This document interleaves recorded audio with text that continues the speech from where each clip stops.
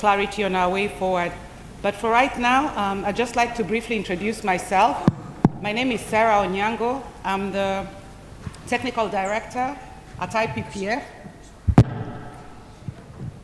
based in the office in London. I'm a medical doctor by training and previously worked at USAID in East Africa and also with PPFA and with IPAS. So I've been in the reproductive health field for several years now. Today, I'd just like to take this opportunity to introduce our first speaker, Bulbul Sood. Bulbul Sood is a public health professional, currently working with Jhpiego here in India. She has more than 40 years experience and was previously the professor of preventive and social medicine at Delhi's medical school for about 23 years. Dr. Sood has been Jhpiego's India country director since 2009. She has a strong technical experience in reproductive health, extensive program management experience, and is well known in the fields of family planning, maternal health, and reproductive health, both here in India and internationally. So I'd like to just take this opportunity to really welcome Dr. Sood to the podium. Thank you.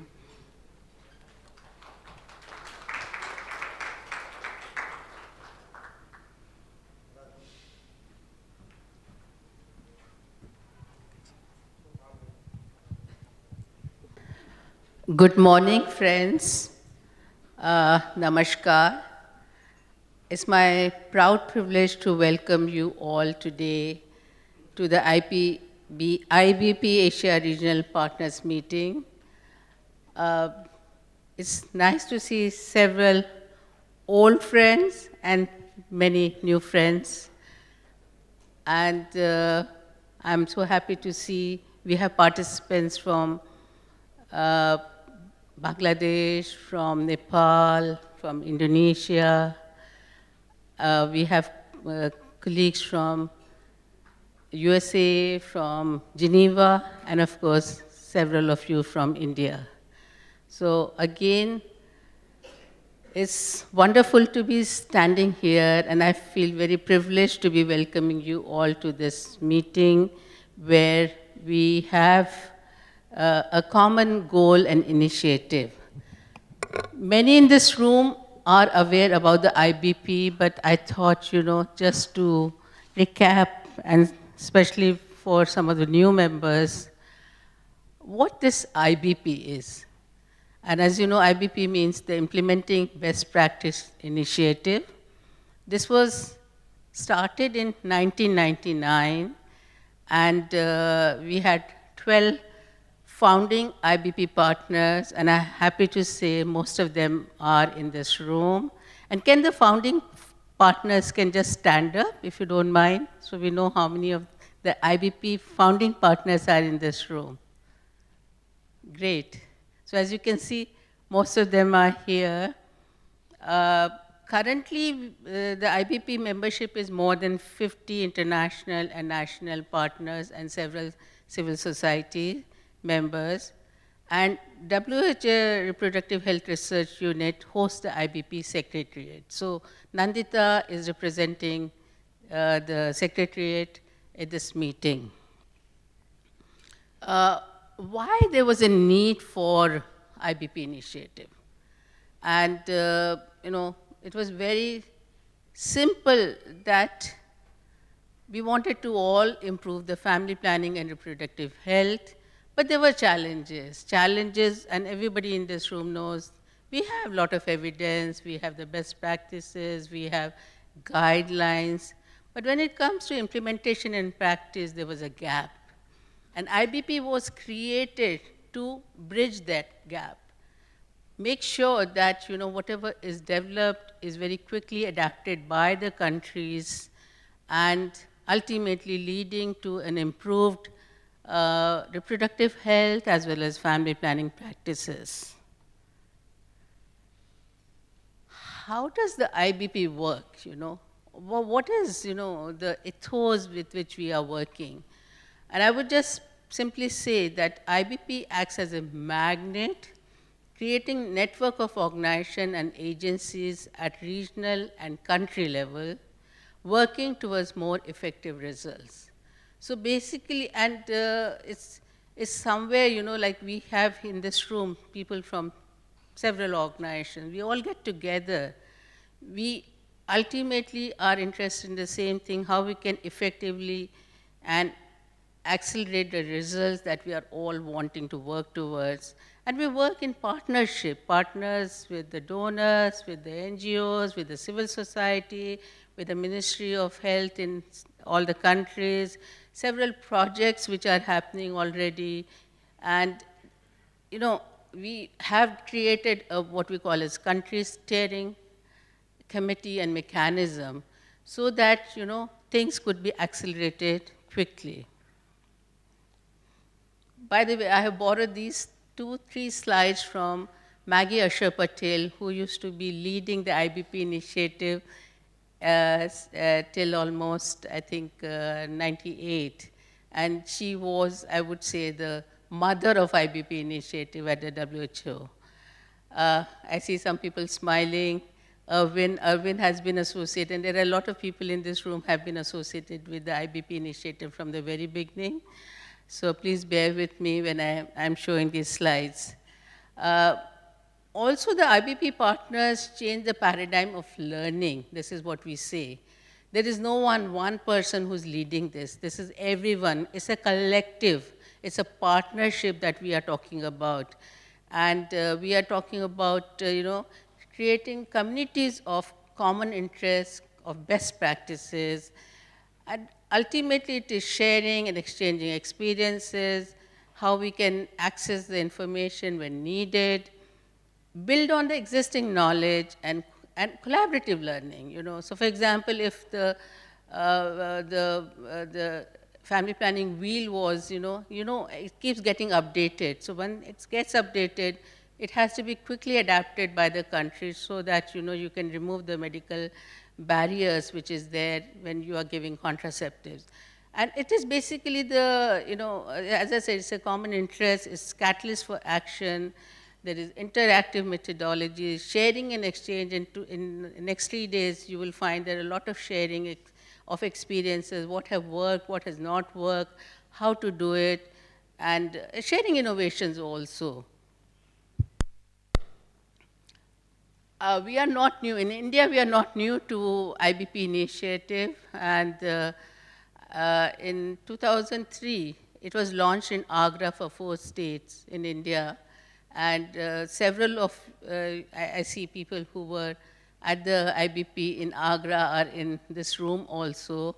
But, you know, that was the startup of our initiative in India. And India being such a large country, it was felt we had just covered few states. And following the Agra initiative, it was decided to hold another IBP regional meeting, which was held in Ranchi, Jharkhand in 2005. And again, with the same common interest, how we can share the experiences, how we can work collaboratively, and take the agenda of family planning and reproductive health forward. So this is the 3rd meeting that we are having in India. I'm again very happy to see all of you sitting in this room. Next 3 days, please spend time to learn from each other, share your ideas, share how you can collaboratively further improve our work, have a great time, meet with old friends, and also have a pleasant stay in India. Again, thank you very much for the IBP Consortium to give me this opportunity to welcome you all, and I wish you all the best. Thank you very much.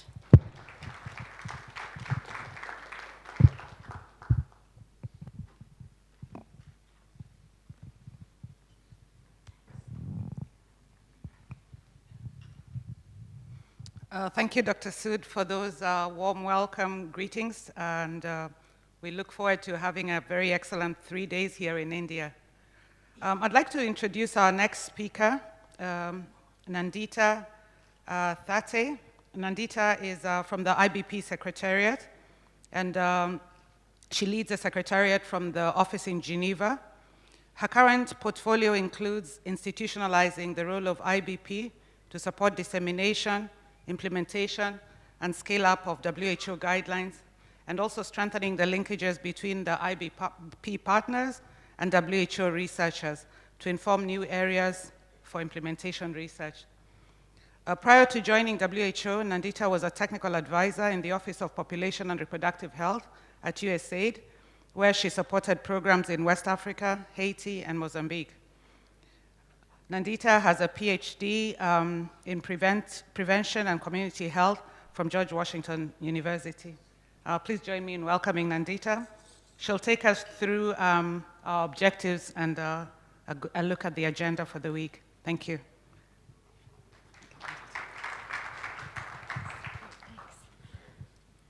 Thank you, Sarah, and thank you, Bulbul, for that warm, warm welcome.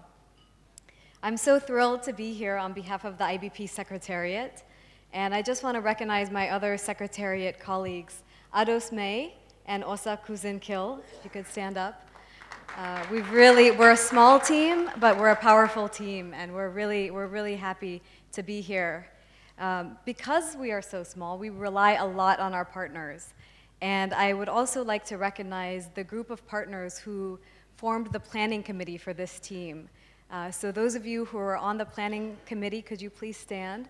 We had a range of partners represented on the phone every week, some folks at 7 or 6 a.m., and I just want to recognize them too for helping us put together this agenda. So thank you for that. Great. We have a very packed agenda, but a very exciting agenda. And I won't read through all the objectives, but I'll just say, the idea for this regional meeting here in India was actually born out of some previous efforts in the region. Our colleagues at WHO CRO held a regional workshop earlier last year where they convened country teams to talk about family planning in the region. Soon after that, our FP 2020 colleagues also convened a meeting in the region among their focal points. And after both of those meetings, we got a lot of feedback from some of our partners who said, these meetings were fantastic, they were excellent, but we want more. We need another platform where we can really interact and exchange with each other on how we are going to achieve these ambitious action plans and goals. And so the idea for the IBP regional meeting was born out of those. We have some very exciting activities planned throughout the 3 days. I'll just walk through quickly. This morning, we'll hear from some leaders in the region about their vision for the region, and hopefully we'll hear from Dr. Sikdar about the vision for India. We have a panel later this morning on connecting the dots. As we know, there are a lot of different initiatives happening in family planning in the region, and we want some clarity on how they can each work together and complement each other to help us achieve global goals. After the tea break, we'll have a moderated discussion with some donors and led by our colleague at IPPF to really understand donor perspectives and how do we balance donor perspectives with country needs. After lunch, our colleagues from Johns Hopkins CCP will lead us in an interactive knowledge cafe, which we've actually called an information exchange bazaar as a homage to the term that was used in one of the previous IBP meetings. So a little nod to some of you who were involved in IBP before. You can see there's a range of tools and resources that we'll be featuring, so we encourage you to interact, exchange with others, learn about some of these different tools and guidelines, and help us disseminate these resources into your country programs. In the evening, we have an interactive reception and networking event planned by our IBP Adolescent Youth Task Team, Pathfinder and PHI. And that should be a really exciting activity, a way to really engage and get involved in some more networking. Tomorrow, in the spirit of true partnership, will be chaired for the day by Meenakshi Jain from IntraHealth. And we'll start the day with a panel on documenting and really telling the scale-up story. So we'll hear some innovative approaches on how better to tell our story. In the morning and afternoon, we have 2 concurrent sessions, and they will be repeat sessions. And these are the technical sessions, one on expanding method mix and one on engaging young people. And as I mentioned, this agenda was really developed collaboratively, and these were 2 topics that really rose to the top as priorities for the region. So we're excited about a range of presentations and panelists in those sessions. In the afternoon, we'll hear a little bit more from Dr. Sarah Nyong'o about IPPF's vision as the new chair of IBP. And then we will be introducing some of our newest IBP members. And we're excited to have some of them here with us so we can hear more about how to engage with them. Finally, on day 3, we'll be chaired by Franklin Paul from Restless Development, a local organization. And we've planned something really unique for this meeting in that we've partnered very closely with the FP 2020 Civil Society Focal Point here in India, Population Foundation India, and have actually supported them to lead and organize a session on the 3rd day focused on civil society engagement. The afternoon, we will have the long-anticipated launch of the updated Family Planning Handbook. And we have some copies, so do stay for that. We have experts from WHO Geneva who will be going through some of the key updates, and we'll be organizing an interactive session on better understanding the handbook. And with that, we will have a closing reception on the 3rd day. So as you can see, we have a very packed agenda, but a very exciting agenda. So we look forward to lots of discussion, interaction. For those of you who are online on social media, we encourage you to post pictures, tweet, Facebook, do whatever you do. We've got some hashtags down at the bottom. So please, let's get the word out about IBP, about this amazing partnership and the work that we're doing over the next 3 days. With that, I will turn it back over to Sarah. Thank you.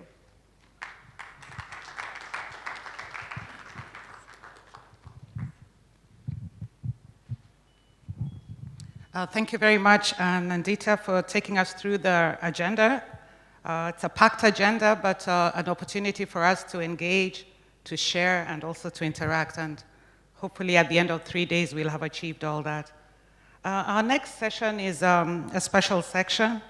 It's, we have a panel, and I'd like to invite the panelists to the table. We have 3 panelists. The first one is Anoma. I'm going to test my pronunciation of Indian names. Jayathilaka. Yeah, please welcome to the table. We also have Varun Anand from IPPF and the Deputy Commissioner at the Ministry of Health and Family Welfare, Dr. Sidka. Please welcome to the podium.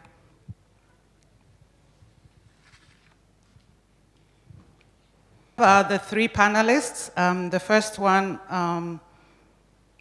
panelist is from WHO, Anoma Jayathilaka.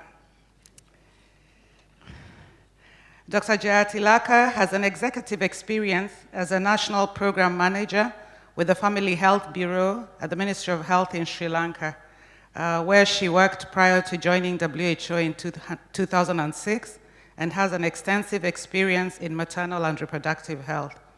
She received her MBBS from the Faculty of Medicine at the University of Colombo in Sri Lanka in 1983, and she holds a postgraduate diploma in community medicine.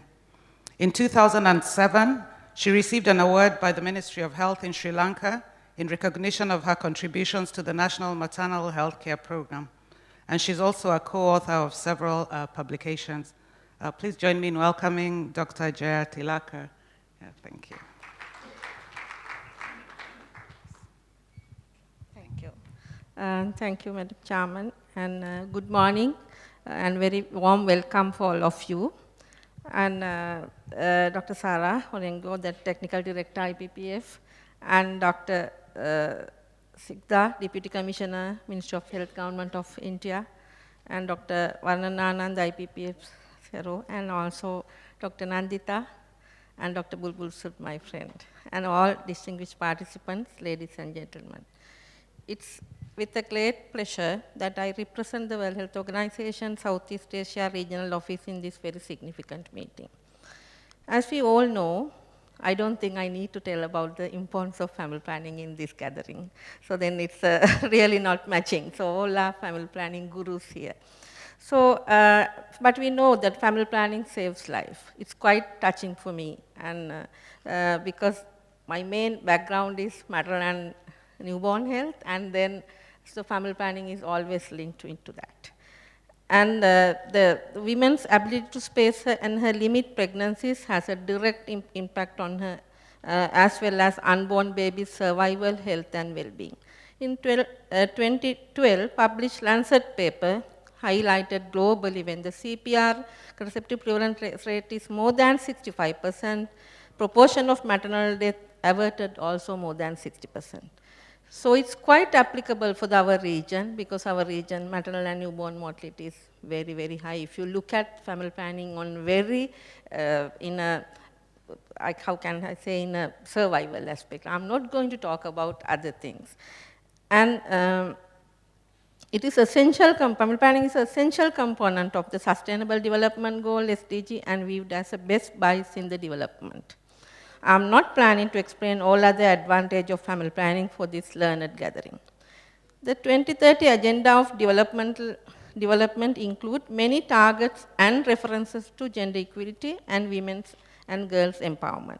Sexual and reproductive health and reproductive right, which goes well beyond the commitment of the MDG. So the MDG era, we didn't talk much on this. And the SDG makes specific reference to family planning in goal number 3 on health and goal number 5 on gender equality and women empowerment. Corresponding to the SDG indicator on family planning in WHO Southeast Asia region in 2017, 68% of women of reproductive age who were married or in union had their family planning need met with the modern contraceptive methods. Yet, wide variations are found across countries, from as low as 38% in Timor-Leste and 43% in Maldives to as high as 89% in Thailand and 85% in Bhutan. So furthermore, with more than 350 million adolescents in our region, we need to address their sexual and reproductive health needs. The adolescent birth rate in our region in 2017 was 40 per 1,000 adolescent girls aged between 15 to 19 years, with rate as high as 113 in Bangladesh and 88 in Nepal. So wide variation is in achievement among countries and within countries.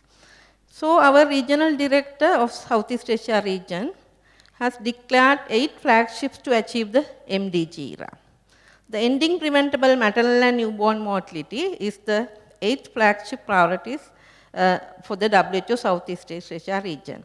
And so access to available and acceptable and good quality modern contraception is an essential element to address mortality reduction. So then we linked even with the regional directors, this flagships area is quite linked with the family planning promotion. So in this new era of development, WHO is working as a one organization at global, regional, and country level by providing leadership in health, especially provision of evidence-based norms, standards, and guidelines is as one of our major co-functions. So WHO primary role is assisting member states to plan effective context-specific policies, strategies, including a systematic approach to implement evidence-based national family planning guidelines, standards, and protocols within a national program.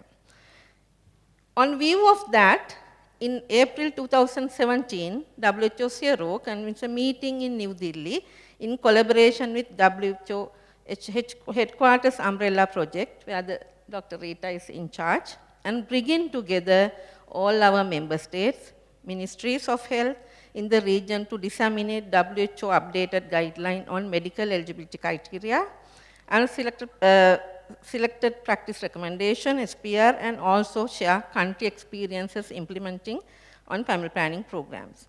In addition to representatives from ministries of health of 10 member states and WHO country office staff, UNFPA, JPIGO, USAID, BMF, and some more partners and professional organizations were also invited and contributed immensely in this meeting. I think most of these, I can recall that there were participants in that particular meeting. As an outcome of this meeting, technical and financial assistance was mobilized not very much because we are not very rich, but if you work together, you can mobilize a lot of things. So mobilize from our member states through the WHO HQ regional office and country officers and other partners. And so we had achieved some products. So what are those? But not reinventing the wheel. So almost out of our 11 countries, 8 countries has updated their existing national guideline. I think Dr. Arvind Mathuris, we already discussed even in the Maldives, is one first country pushed into the updating of national guidelines. So out of that, all 8 countries is now has updated MEC, SPR, and all these tools. And also other 3 countries are in the process of updating in 2018. So incorporation of WHO updated recommendation of MEC and SPR and align their family planning and the SDG instead of creating parallel structure, that was the main thing. But whenever the guidelines and product at HQ and regional level need to translate into the national guidelines. So no point we are just releasing guidelines at the HQ level or a regional level. If it's not incorporated into the national guidelines and it will not translated into the actions, so it's only a book lying in a shelf. So I think this meeting is very, very important. All implementers and then people who push into, translate this into the actions are here sitting together with the ministries. So that was the main, I think, achievement we have achieved after that meeting, so still going on. Then also that we capital out from that by identifying the opportunities to work in partnership with FP 2020. In our region, out of these 11 countries, 9 countries are FP 2020 countries. So this was a booster. This meeting was a booster for them to think about, again, the countries who have not made commitment. I know that Sri Lanka is now making commitment. Bhutan is now working on making commitment. So the countries who have not yet made commitment, who took this as a booster after this meeting. And other thing is, there are a lot of new innovation has come. So I can even share that Indonesia has developed mobile app on MEC, this wheel. So now it's available in the Apple Store and Android Store. The Maldives is on developing in the process. Sri Lanka is in the process. So there are a lot of innovation has come out. I'm not going to list out all these things as a momentum of this meeting. So there are so many other activities are ongoing, including capacity building. So we are planning the capacity building with the TRP package in the region also. The Zero meeting was a significant milestone and opportunity for us to build capacity and ensure the appropriate implementation of relevant family planning programs at the national level so that global goals can be achieved. I understand this meeting of IBP, as Dr. Bulbul should explain very well, and is also planned on the same objectives, but the focus is beyond ministries of health and the UN organizations to support the implementation and scale up of foster partnership. So this is very, very important. Family planning has so many, the demand side factors, and then so we have to work together. So I think this, she very well mentioned about how to fill the gap between practice and this. I think we are, all 3 days we are gathered here to do this. IBP as a platform to convene these partners is essential to achieve this goal of wider dissemination and practice of guideline and best practices. So the most important thing is the best practices. Guideline is a guideline, but you can put into the practice in a more innovative ways. So one method may not suit for the all, but they may be creatively think about how you can implement these recommendations in a different method.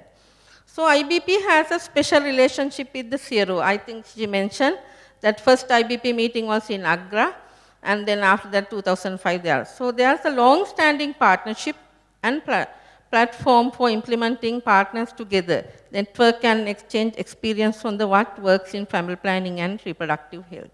So therefore, this partnership has also been valuable in helping us in global family planning community reduce duplication and facilitate collaboration and partnership. Today, with increased investment in family planning and important partnership like FP 2020 and others, it's great to see IBP is forging ahead and making important linkages to ensure all implementing partners here are complementary and aligned to achieve our common goal, that high quality family planning and reproductive health services for all women, girls and families in the region. So I really value and appreciate that the work that you are working on this, expanding beyond ministries of health and linking all these, whatever the puzzles you need to fix. At last, I like to thank organizers for having this meeting in our region, and we look forward to continuing our support of IBP from the WHO Zero region and look forward to hearing from the partners here over the next 3 days about your innovative approaches at country level. Thank you.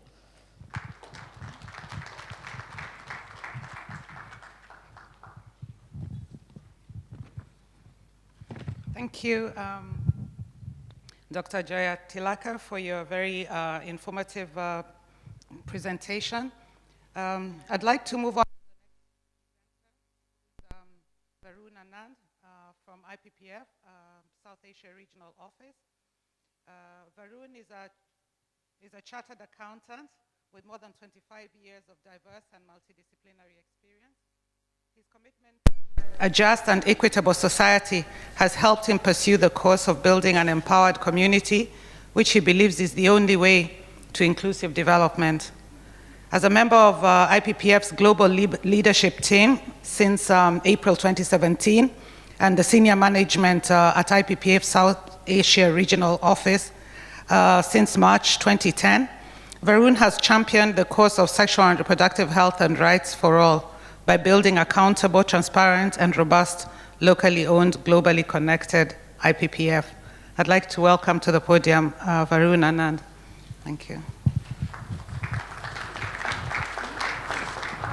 Globe, and we are locally owned, as Dr. Sara said, and globally connected civil society movement, creating a mass groundswell of well-informed people who can claim rights and hold their leaders to account, provide and enable services, champion SRH for all, especially for the poor and vulnerable.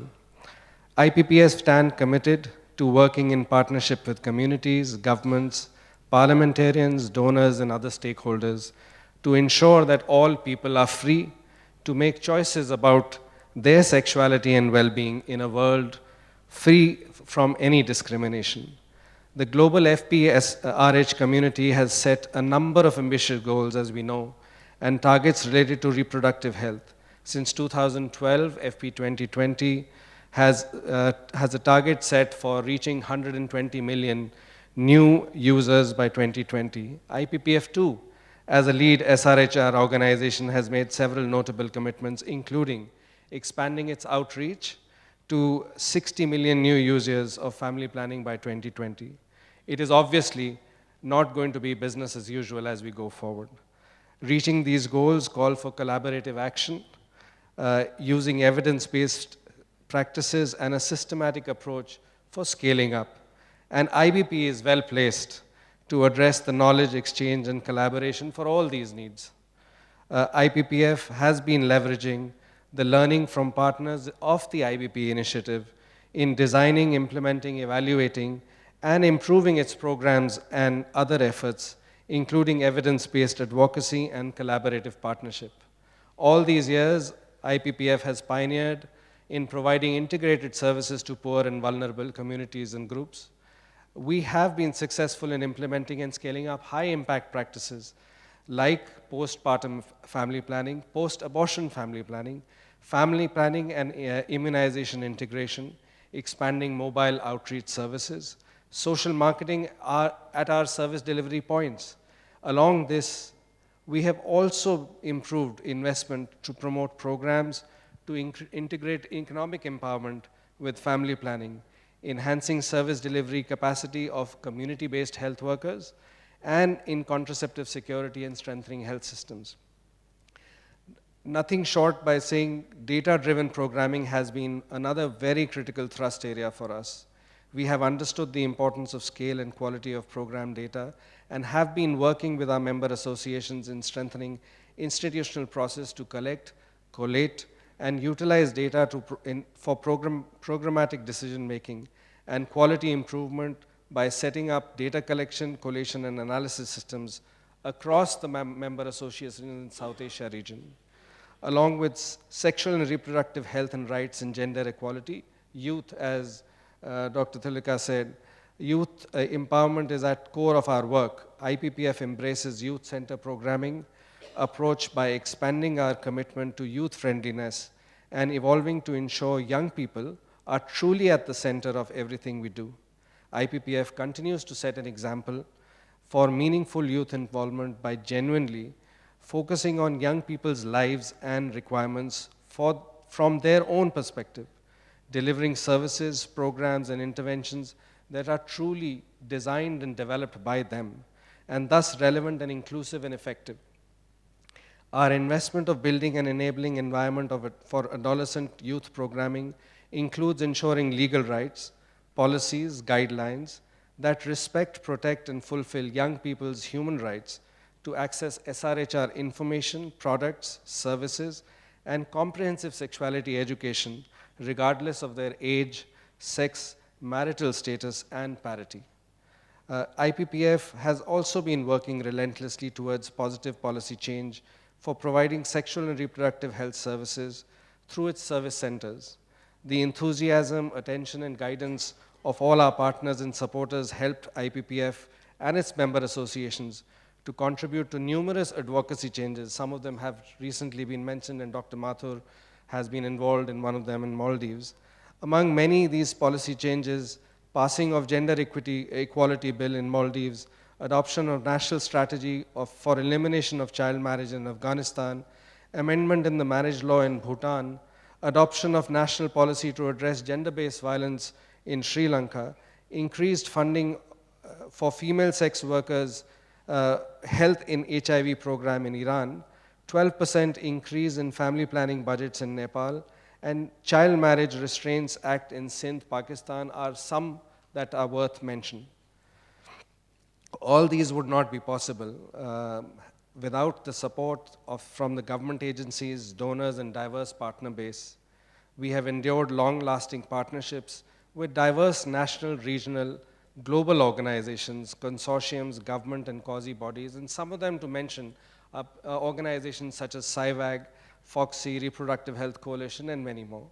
In closing, I want to once again thank you all for your engagement, expression of commitment, and hope. This meeting all provides interactive knowledge exchange and networking opportunity to improve family planning and reproductive health outcomes. It has been a pleasure to be with you on this August occasion. Thank you so much.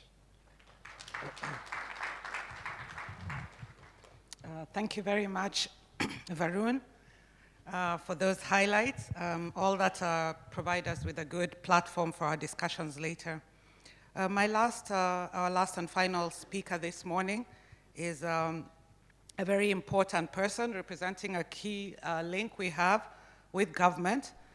So our speaker is Dr. Sikdar, who's a Deputy Commissioner with the Ministry of Health and Family Welfare in the Government of India.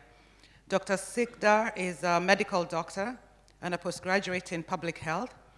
As a technical lead and head of the National Family Planning Program, he plays a major role in policy formulation, strategic management, program implementation, and monitoring. He has been instrumental in advocating and implementing strategies for popularizing family planning and spacing methods in particular. His prudent and sincere efforts have not only helped scale up family planning services in the country, but also contributed to improving maternal, child, and neonatal care. Please join me in welcoming Dr. Sikdar. Thank you.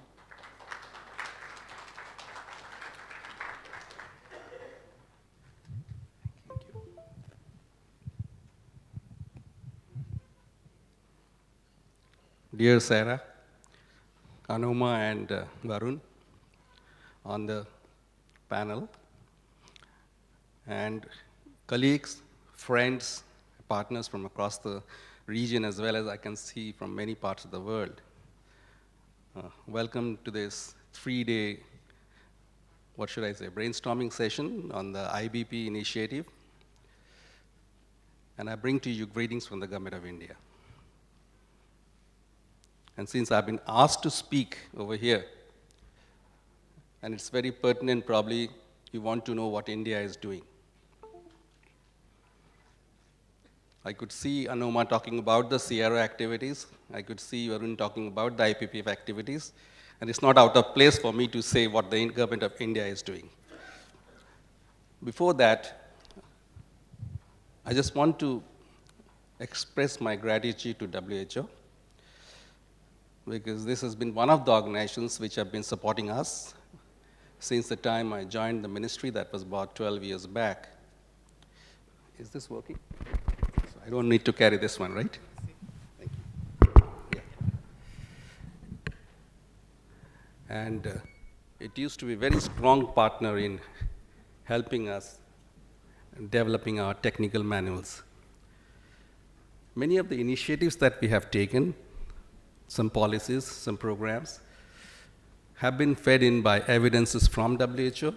It has strengthened our justification for introduction of new contraceptives. So from that angle, we really need to congratulate WHO. Of late, it has been a little bit weak, as Anoma mentioned, that we are not that rich. I believe nobody is that rich anymore, especially the family planning community. For the last 2 to 3 years, the funds are not really forthcoming. And then we talk about IBP, the implementing best practices. This is an initiative, again, under the umbrella of the WHO, having the organizations like UNFPA, USAID, and the partners. Many of you are sitting over here. It's a synergy of all these organizations, and it's testimony to the partnership that we are having over here, that countries around this region and across the world have been able to push forward and move ahead in family planning. At the Government of India level, we value the partnerships. We treasure the discussions that we have with you, while maintaining the confidentiality that a government requires, a sovereign government requires, to the extent necessary. We are as transparent as possible. That has been the tenet of the Government of India. We will go ahead with what is the will of the people of India and push the program forward with the support of all the partners. I would like to make a very small presentation on the strides that the Government of India has taken in family planning. Very proud to say that we have been able to push forth many, many things over the last 5 to 6 years with the support of all of you present over here. So we are not really shy of acknowledging the contribution of all the partners sitting over here, and we are also open to meeting you whenever you require or discuss something with us to take the things forward.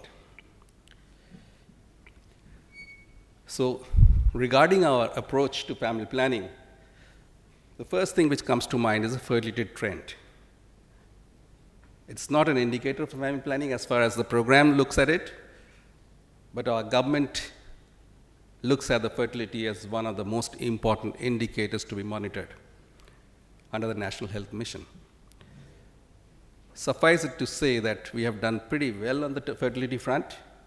We are at 2.2 as per the NFHS, knocking at the doors of 2.1, which is the replacement level that we are aiming to. But considering that we still have a considerable, rather a high infant mortality rate, even 2.2 can be considered to be a replacement level. More important, on this slide, which has been provided to us by Track 20, you can see that the demand satisfaction level on the right-hand side, the green part, as of now stands at 73.6. We had aimed to reach around 74% till 2020, as per the targets we set for ourselves for the FP 2020 goals. And we hope to reach it by 2020. Because even a single percentage increase from this level onwards takes a lot of effort. Although we have a very ambitious goal of 90% by the end of 2030 as part of the SDG goals, but I don't think I don't think I'll be around at that time to see whether we reach or not. But what we can do right now is that work hard to really make it easier for people who will come down the road to take it to 90%. We've done wonderfully well on some of the indicators. If you look at the NFHS figures between the NFHS 3 and NFHS 4, we have been able to reduce our teenage fertility by half. It's an extremely significant indicator that we have been able to do. And family planning program has contributed because we have schemes built in for these particular teenage fertilities. Even the teenage marriage, you can see, is almost halved over the last 10 years. That, again, is a very significant milestone that the country has achieved. In terms of the dividends to our country, again, this is not Government of India's figures. These are figures computed by the Track 20 under the FP 2020 umbrella. And we can see that as of today, or rather in 2017, 136 million women were using modern methods of contraceptives in India, as a result of which 39 million unintended pregnancies have been prevented, 11 million, or rather almost 12 million unsafe abortions have been prevented, 15 million total deaths have been averted, and most significantly, and this is the most rallying point for us to rally with our program, our bureaucrats as well as our politicians, that we have been able to avert 42,000 maternal deaths, which is very significant for a country like ours, which means that our maternal mortality would have been double than what it is as of now. So these are stark, strong data which really helps us to get the leverage from the absolute policymakers of this country, because we have to discuss with them, advocate with them, cajole them into supporting the program. And these are the ones which help us a lot. Moving forward, we were one of the first countries to jump on the RMNCHA bandwagon. In fact, the A part was started by us. We said RMNCH plus A way back in 2012-13 itself. And not only did we jump on the bandwagon, we really developed a management toolkit, which is very popularly called 5x5 matrix, where we have a set of interventions followed by a set of commodities, and also the terms of reference that each of us have to do in all the pillars of the RMNCH. And this is the one where we said that we'll be having more focus on the spacing methods, especially the interval IUCD. At that time, the PP IUCD was not really doing that well, so we put interval IUCD at that time. And then we have certain other programs like the community health workers program built into this particular pillar. In terms of the policy, we haven't changed much, and we are true to the policy. We do not have a target in our country, and we just promote voluntary adoption of the family planning methods based on the felt needs of the community. And then at the service level, there has been a major shift. We do not anymore promote sterilization as our #1 program. That does not mean that we do not support sterilization, because we talk of reproductive rights. If a couple wants a sterilization method, we as public health persons are duty bound to provide that services. And that's what we are sticking to. And in spite of all this, we are able to manage, or we are able to maintain the numbers that we have been doing, around 4 million sterilizations every year, even now. Having said that, spacing is the cornerstone of our family planning program, and it has been spacing ever since. The key strategies that we have in our country: the expanding basket of the choice, which we have done; promotion of post-pregnancy family planning, again, it's our #1 strategy; adopting fixed-day strategy as against the camp approach or need-based approach. Supply chain strengthening has been another area where we have worked very, very strongly, and I'll tell you later on how we've done that. Advocacy at all levels have increased, whether at the government level, at the bureaucracy level, at the program managers level, and as well as support from the civil society in terms of advocacy for the program. We have included the communities, the community health workers to specifically. We have enlisted them as part of our program. So we have certain schemes built around them, like the home delivery of contraceptives, ensuring spacing of births, and distribution of pregnancy testing kits. And we have had a very good IEC campaign over the last 3 years. We had not only the first phase, which was championed by our brand ambassador, Shri Amitabh Bachchan, and we also have the second phase of the communication campaign running right now across the country. I've been told that it is won one of the best awards in terms of the advertisement by some advertising agency conglomeration here in India. We've also really put our efforts a lot on the adolescent part, the family planning for adolescents, which has been one of the missing pieces. I won't say over here that we have succeeded very much in that, but we are still taking great strides into this arena, providing information to the community, the adolescent community. We are training the health workers for counseling and increasing the access. The emergency contraceptives access has been increased very strongly, and also strengthening our abortion and post-abortion care. In fact, we also have, in addition to the postpartum family planning, the post-abortion family planning has been one of our main agenda over the last 1.5 to 2 years.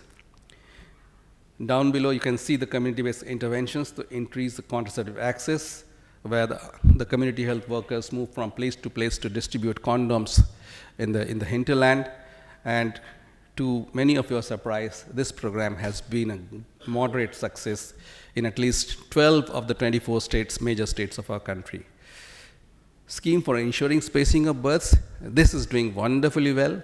We have been able to spend a lot of money on this, and as a result of that, our spacing between births is now increasing very much. It's around 60% now, 3-year spacings.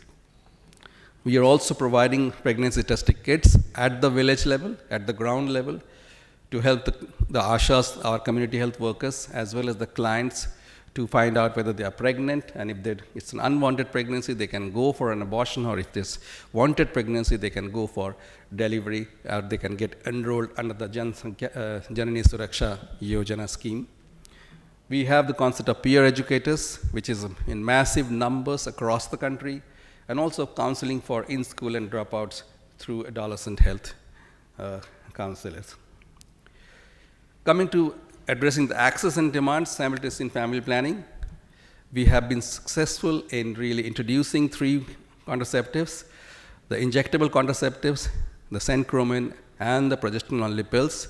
The third one is right now in a pilot mode. We are not in a position to share the details of it, but I'm hopeful in the next 4 to 5 months, we will be hearing something about it, which we will then disseminate to you, to this particular group of people, about the outcome of that particular project. And this injectable contraceptives we introduced officially in 2016, but since the commodities came late, we actually started about 3 months back, and it's already been scaled out or rolled out across the country in all states of India. And also, we have been able to secure domestic funding for this particular commodity, which again is a sort of a self-reliance that the government of India believes in. We've also launched the Mission Parivar Vikas, one-of-a-kind mission. It was mentioned in the Parliamentary Standing Committee meeting that we had yesterday in front of our standing committee, which provides a budget for the health ministry, where we are targeting around 146 districts which have got poor family planning indicators, with added sort of an effort to really provide, to ensure that services are provided to these 146 districts in a very focused way. We've also devised this software for family planning logistics. Again, very proud to say that we have been able to do in a very short period of time. We got the permission somewhere around February last year. And it's 1 year of time. Not only we have been able to develop that software, which has taken us around 7 to 8 months, and right now we have been able to complete trainings in every state of India. And in fact, the states are reporting their ground stock entry through the web-based system that we have. We have done away with the physical indents from the states. This is one area where we have done wonderfully well, and it is really going to help us in managing the supply chain management of commodities for family planning, which was never really there in the system previously. Sorry. Regarding the communication campaign, we did some basic research. We went to states, did some field research, and came out with the issues which need to be addressed. And these were the 4 primary issues which came out of the discussions. One was the increased spousal communication, delay in the first child, then the introduction of new methods, and role of men. And in a scientific way, what we did, we went around these particular 4 communication areas and developed our software, which are actually TV commercials, prints, posters, then there are audio visuals. What we have been able to do is that right now, we have a dedicated helpline. You can see the number there, which addresses issues on family planning all across the country. Prior to this rollout, we were having around 200 calls a day to this call center. Right now, we are addressing around 1,600 calls a day, which is a huge success. We have increased the seats over there. Instead of the 8 seats we had now, we have made around 20 seats around the clock. We also have a dedicated website for family planning, one of a kind. It's not there for any other program in India. And this website is something, again, which is disseminating information on family planning to the lay people in a very simple language. And also, it also includes all the activities that we have in the family planning program. We might upload this particular meeting that we are having on this particular website by the end of the day or by end of tomorrow. Then we have the television commercials, which have been done with famous cine stars, celebrities, and also WhatsApp videos, which has been celebrity WhatsApp videos, which we are circulating through the WhatsApp. And we also have outdoor campaigns and also mobile vans promoting family planning. As I was saying, that we have gained from the support of WHO and other technical agencies to give us, to help us develop our guidelines.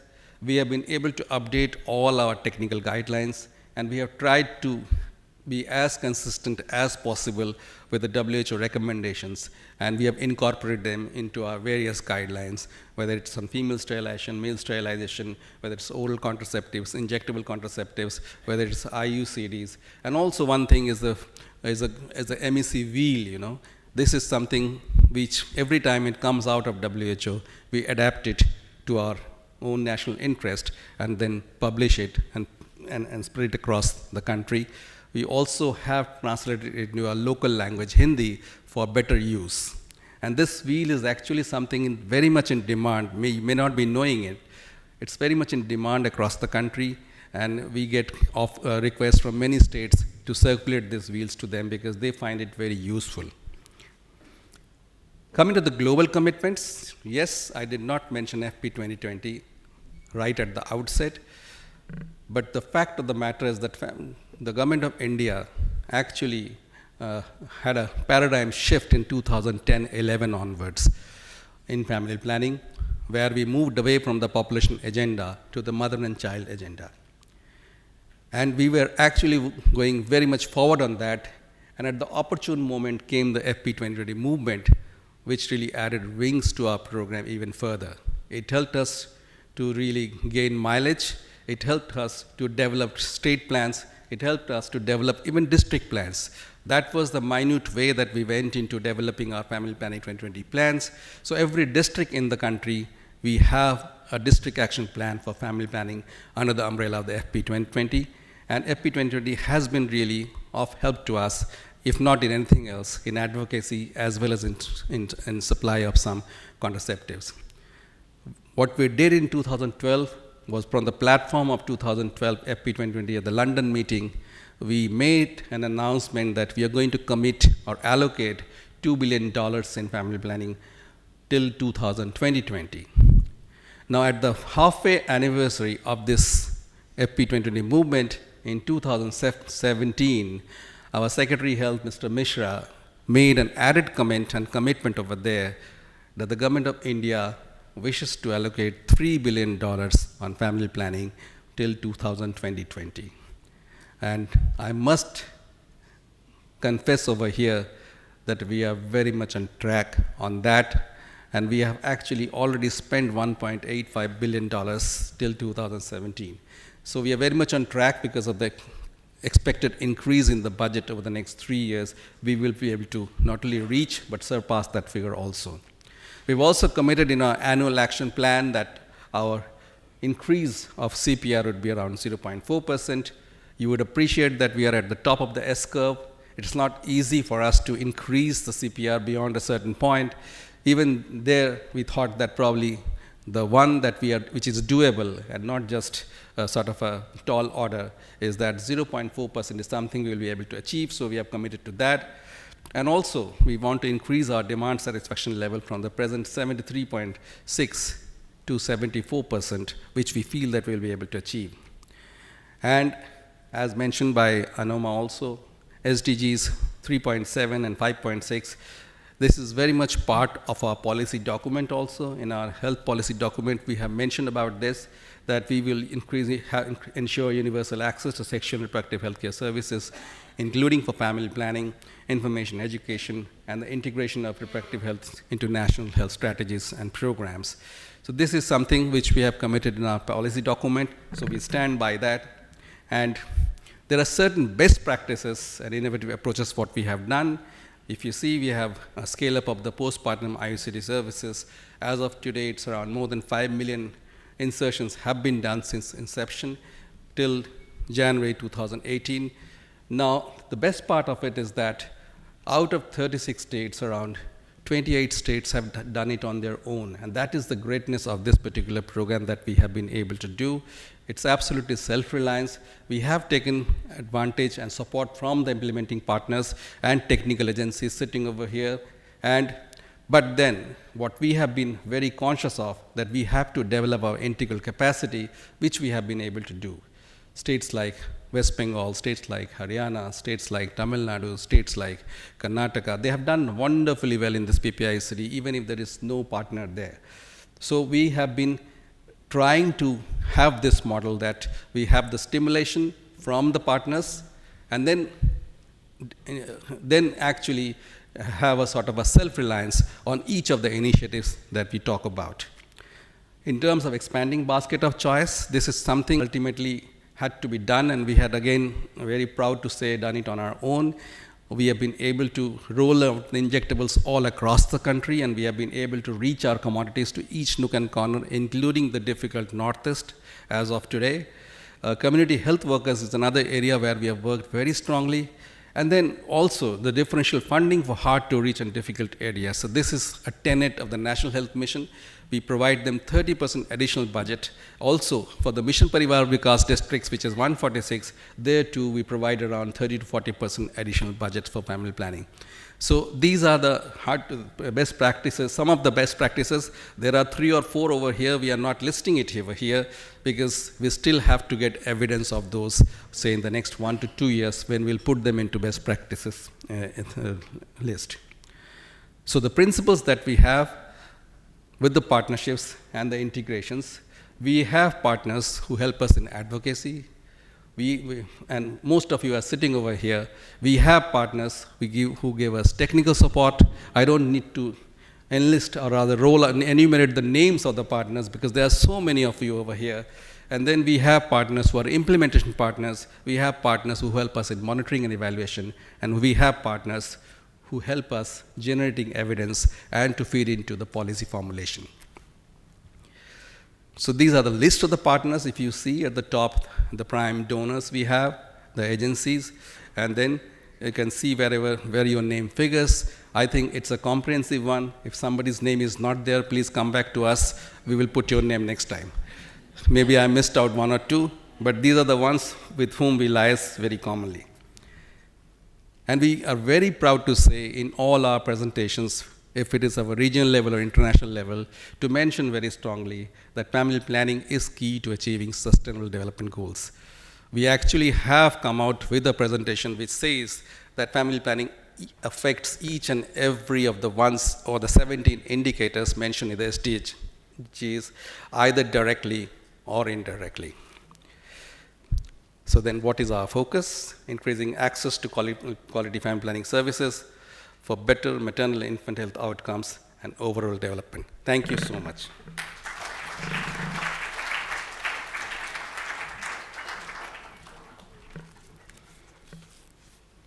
Thank you very much, Dr. Sikdar, and to our entire panel this morning. I don't want to really summarize what they've said, but I think they have set the agenda for us very well, coming from the global picture that was presented by Dr. Jayatilaka, where WHO, highlighting WHO's leadership and guidance. Dr. Varun also emphasized the importance of access and reproductive health and rights. And then finally, in the presentation of Dr. Sikdar, we have seen how it's put into practice and the work that is happening here in India to ensure access to family planning for all. So these presentations really present the foundation for our work in the next 3 days. I encourage you all to follow up with them, engage further during the breaks, ask questions, etc. So I'd like to just ask you all to thank our presenters. Yeah, thank you very much. And please feel free to go back. I will not open the floor to any questions to the presenters, so I'll just let them take their seats back. Yeah. I'd like to welcome the next panel. Thank you very much. The next panel is going to be moderated by Vineet Sharma from UNFPA, so I'm happy to hand over to you. Please welcome to the podium.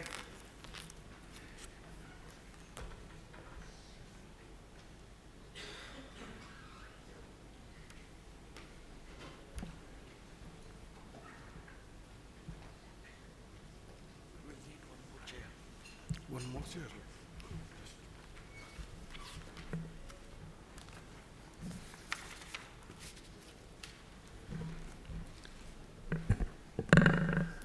Good morning, friends. I feel privileged to be moderating this important session, which is on connecting the dots between partnerships.